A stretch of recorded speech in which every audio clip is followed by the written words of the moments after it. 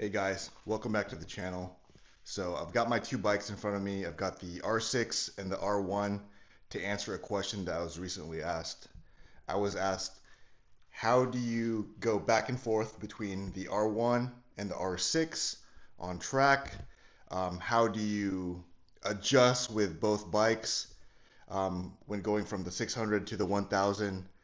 Do you have trouble making adjustments with your riding style, your body positioning? But in reality, the short answer is no.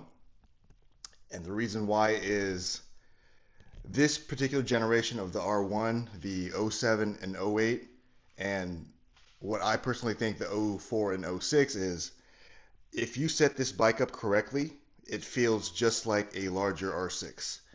And the reason why I've always felt that way is when I had my original R6 back in 2009, I bought this one a couple of years later, or actually the '05 a couple of years later. It looks just like this one, still Yamaha blue.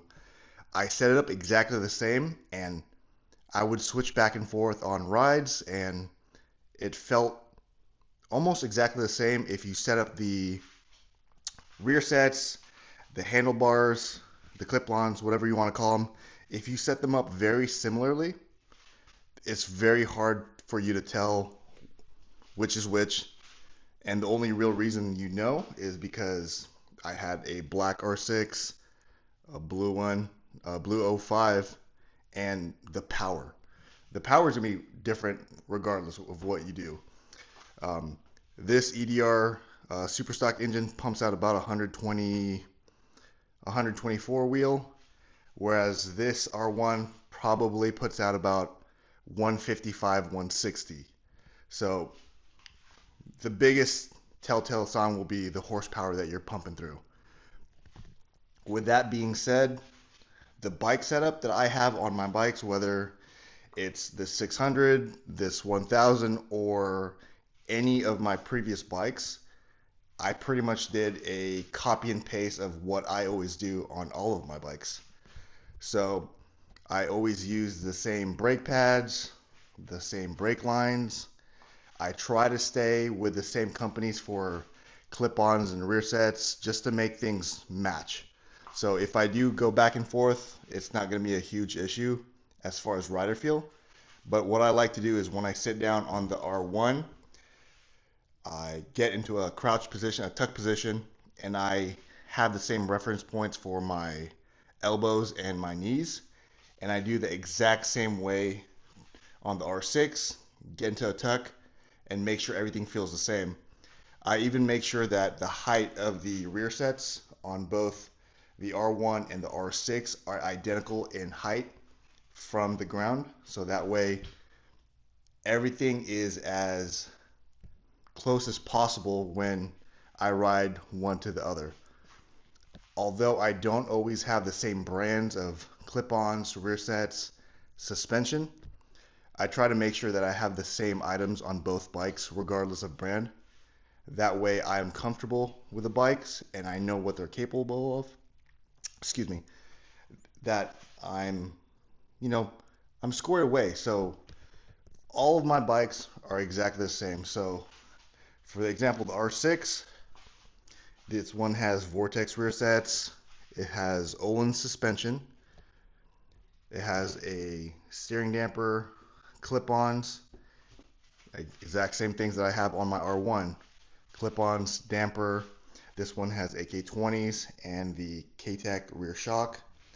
But sprocket kits, I always use the same, either a driven or a Vortex, and always a DID chain. That's just my personal preference, and that's what I continue to use on all bikes. So if I do build another bike, which I'm either looking at the newest generation R1, the 15 and up, or if I get a, for example, Aprilia RS660, I'm gonna do the exact same thing on each bike. Same dampers, clip-ons, a cartridge kit of some sort, rear shock. I'm gonna run the same tires on both of them, or all three of them if I decide to get another bike. The only difference is this one doesn't have the Continental Slicks yet, and I'm gonna swap out these Pirellis for Contis and try those out for a season.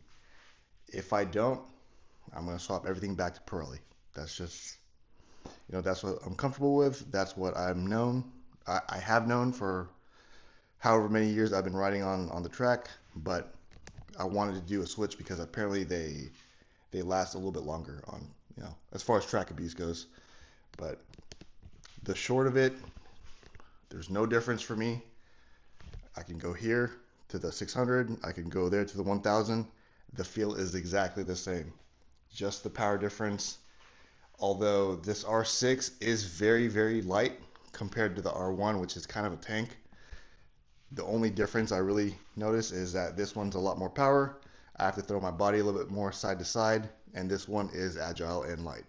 So this one's a little bit more flickable than this.